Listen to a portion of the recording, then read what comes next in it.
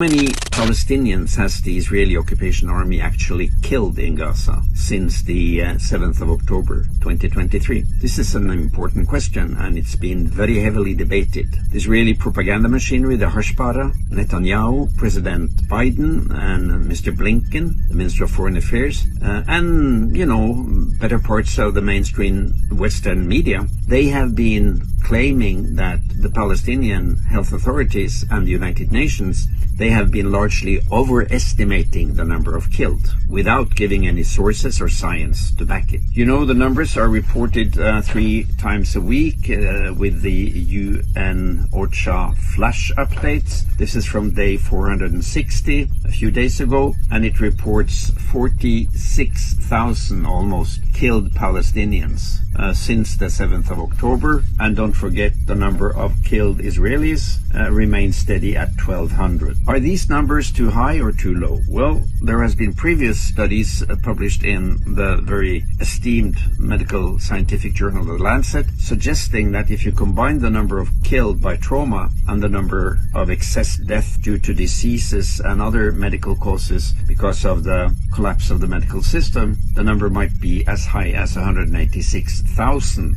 dying from direct and indirect effects of the siege and the attacks. Now, 2 days ago, a new study was published. You might have heard about it, also in The Lancet. A very, very detailed scientific study using very advanced statistical and counting methods. And the result, by and large, that they show is that the number is not, as reported by the Ministry of Health and the UN, 46,000. It is closer to 70,000 killed, only by trauma. Gunshots, shrapnel injuries, amputations, burns, multi-trauma from collapsed buildings, and so on and so forth. Not the ones dying unnecessarily from diabetic coma or from cancer or from a stroke or from an uncontrolled diabetes. That means, on an average, 152 Palestinians killed every day for 460 days, or an average of 6 Palestinians killed every hour around the clock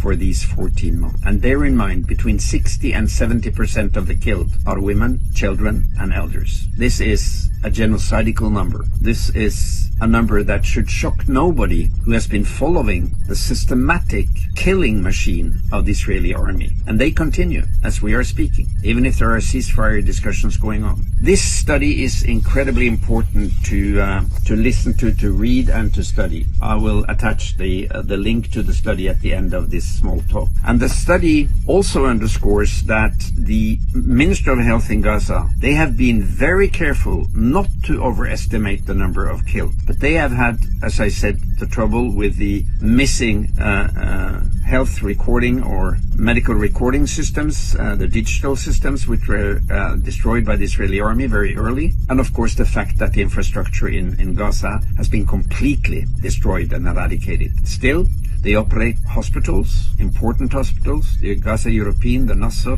the Al-Aqsa Hospital in the south, Shifa. They just reopened the Eye Hospital, the Baptist Hospital, and unfortunately they have destroyed and closed down El Auda, Kamal Adwan, and Indonesian Hospital in the north. But don't forget that the Palestinian healthcare workers, they stand tall. They continue to work. They continue to save lives. And the authors of this study, under the leadership of Dr. Zaina Jamaluddin and a very, very good team of international researchers, they stress in the end of the study the urgent need for an immediate ceasefire, lifting of the siege, and the provision of essential supplies to rebuild Gaza and to reopen, restore, and repair the hospitals.